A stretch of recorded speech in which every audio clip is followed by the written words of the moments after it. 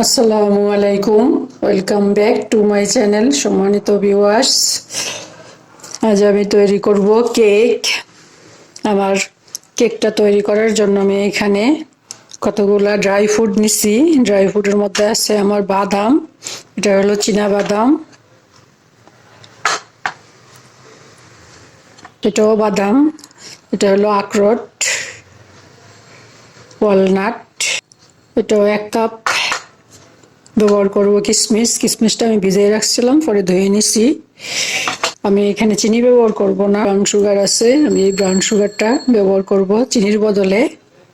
গুড়, আর আমার কাছে আছে খেজুর। খেজুরটাও আমি বিচি ছাড়িয়ে নিয়েছি, ধুয়ে ভিজিয়ে রাখছিলাম, নরম হয়েছে। এখন আমি এটা ব্লেন্ডার করে নিব। আর লাগবে ডিম আর দুধ। আর এখানে আছে ময়দা 2 কাপ। ময়দা আমি নিছি, দেখি কতটুকু লাগে, বুঝে দিব। চলুন তাহলে শুরু করি। প্রথমে আমি ড্রাই ফ্রুটগুলা ব্লেন্ডার করে নিব। কিশমিশ দিব, ওয়ালনাট দিব, এটা হলো আখরোট দিব, বাদাম দিব, গুড় দিব, খেজুর, আর দিব একটু পানি। ডিমটা এখানে দিয়ে একসাথে ব্লেন্ড করে নিব।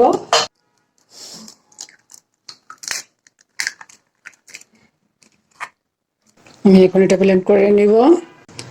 বাদাম, খেজুর, কিশমিশ একসাথে, গুড় আর ডিম দিয়ে আমি এটা ব্লেন্ড করে নিয়ে আসলাম। আমি এখন এই বলটার মধ্যে নিয়ে নিব সবটা। আমি এখানে একটু এলাচি গুঁড়ো দিব।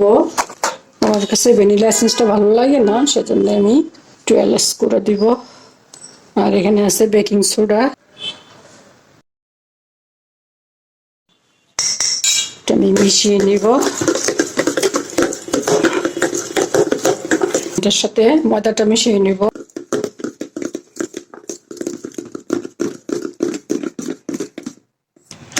আমি কেকটার মধ্যে তেল দিব না, কারণ আমার এখানে কয়েক রকমের বাদাম আছে, বাদামের মধ্যে তেল আছে, সেজন্য আমি আর বাড়তি তেল দিব না। এখানে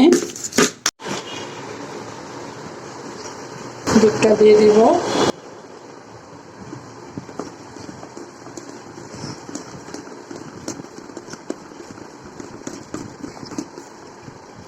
ব্যাটারটা একটু পাতলা হবে।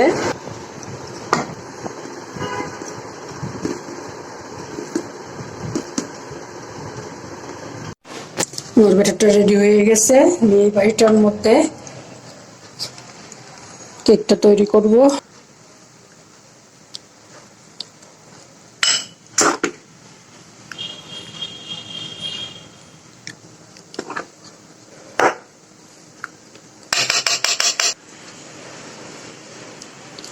অর্ধেক দিলাম আর অর্ধেক খালি রাখলাম, যাতে কেকটা ফুলে ফুলে উঠে জায়গাটা এখানে পড়ে। আমার এখানে একটা সময় আছে, আমি বাটিতে তুলে উপরে দিয়ে দিব। এটা দিব একটু দেখার সৌন্দর্যের জন্য।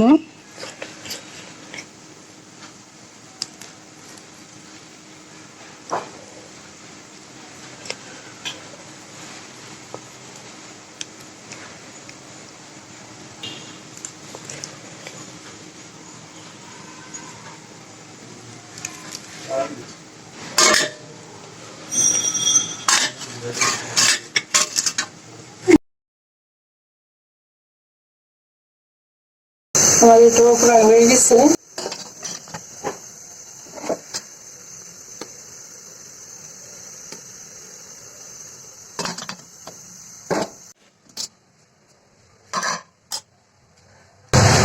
এটা উঠিয়ে নিব।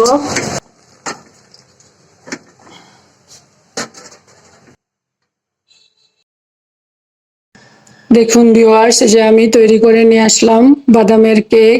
আমার আজকের ভিডিওটি যদি আপনাদের ভালো লাগে তাহলে প্লিজ এটা লাইক দিবেন, কমেন্ট করবেন, আপনাদের ফ্রেন্ডস এন্ড ফ্যামিলির সাথে শেয়ার করবেন। আর যদি চান তাহলে আমার চ্যানেলটাকে সাবস্ক্রাইব করে রাখতে পারেন।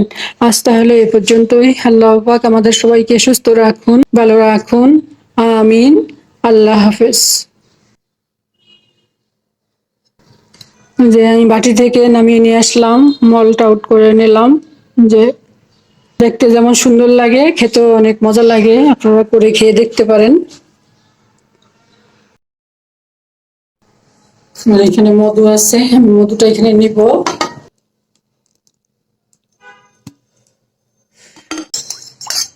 আমার এখানে মধু আছে, আমি পরে একটু মধু দিব। এটা দিতে হবে গরম থাকতে, তাহলে এটা সুন্দর মতো টেনে নিবে, স্যুপ করবে।